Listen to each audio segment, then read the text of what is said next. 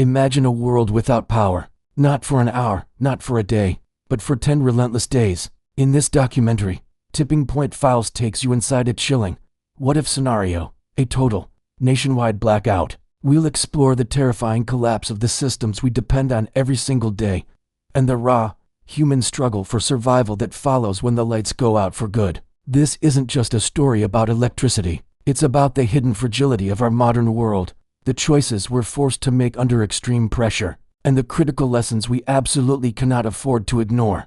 Because in a society built on power, losing it means far more than just darkness. It means discovering who we truly are. It all started on an ordinary morning.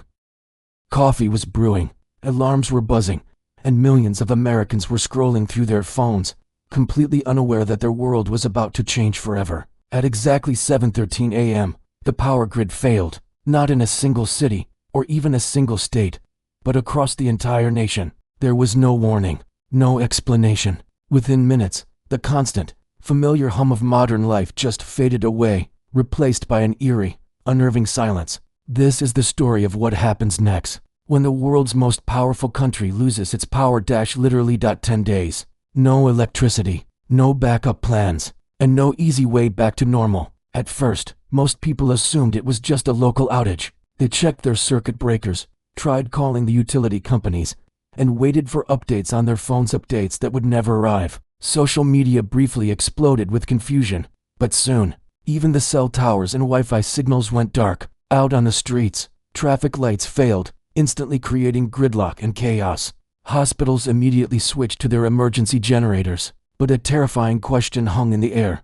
How long could they possibly last? The government managed to issue a brief, cryptic statement. "We are experiencing a nationwide technical issue. Please remain calm."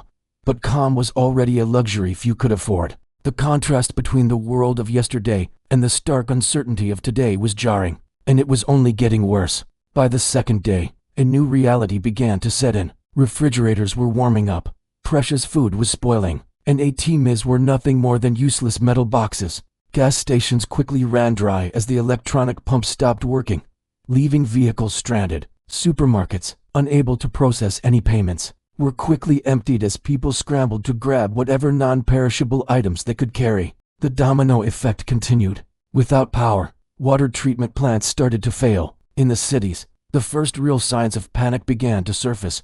Impossibly long lines for basic supplies, tempers flaring, and the slow, dawning realization that no help was coming. All the conveniences of modern life, the things we so easily take for granted, were simply gone. America, a nation built on speed and efficiency, was grinding to a painful, shuddering halt. By day 4, the collective mood had shifted from frustration to genuine fear.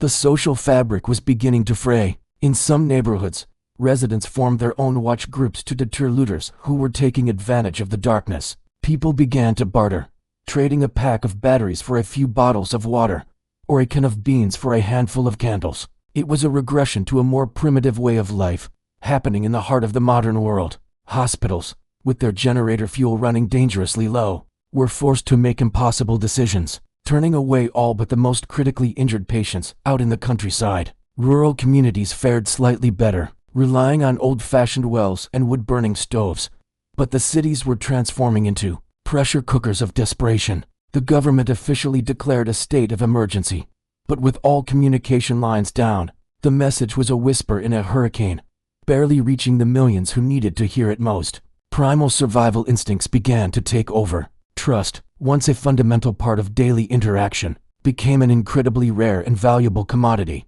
Law enforcement, stretched impossibly thin and cut off from reliable communication, struggled to maintain any semblance of order. Curfews were announced, but with no streetlights and no news broadcasts, they were virtually impossible to enforce. In some areas, looting and violence erupted as desperation boiled over. In others, a different story unfolded, one of community spirit and mutual protection. The contrast was stark. In some places, chaos reigned supreme. In others, humanity endured. Wild rumors spread like wildfire. Was it sabotage, a foreign attack, a complete collapse of the government? With no way to confirm or deny anything, fear filled the information vacuum. America's very sense of unity was fracturing under the strain.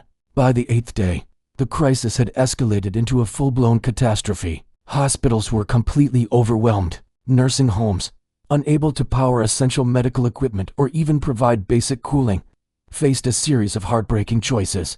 The shortages of food and clean water became acute in every major city. Aid organizations tried to mobilize, but without fuel for their vehicles or any way to coordinate their efforts, their reach was tragically limited. The most vulnerable among us children, the elderly, and the sick suffered the most.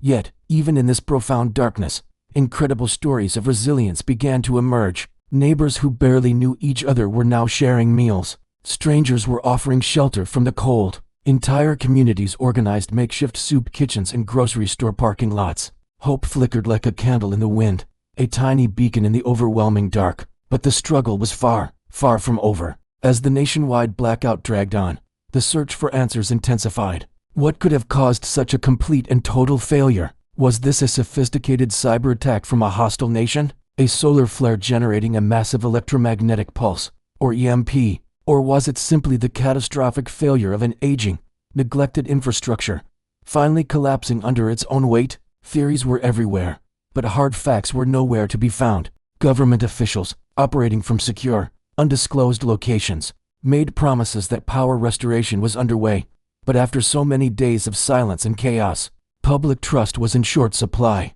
People began to realize that the real threat wasn't just the loss of electricity, but the loss of certainty itself. For the first time in generations, America, the global superpower, felt truly and utterly vulnerable. Then, on the 10th day, it happened. The first lights began to flicker back to life in small, scattered pockets across the country. In the streets, cheers erupted, but the sense of relief was mixed with profound exhaustion and grief. The damage was done. Lives had been lost. Businesses and livelihoods were destroyed, and the nation's trust in its own systems had been deeply shaken. People emerged from their homes, blinking in the bright sunlight, and started asking the hard questions. How did we let this happen? Could it happen again? And most importantly, are we prepared for the next time? The 10 days without power served as a brutal, terrifying wake-up call for an entire nation. They revealed the shocking fragility of modern life, the paper-thin line that separates order from chaos, and both the incredible strength and the critical weakness of the human spirit. In the end, this story was never just about electricity. It was about connection, community, and the fundamental choices we make when everything we know is stripped away. As America begins the long process of rebuilding, one question lingers in the air. Will we actually learn from the darkness, or will we simply wait for it to return? Thank you for watching Tipping Point Files. Subscribe for more in-depth documentaries on the global crises, survival strategies, and the future of our world. We want to hear from you. Share your thoughts in the comments below. How would you survive the 10-day blackout?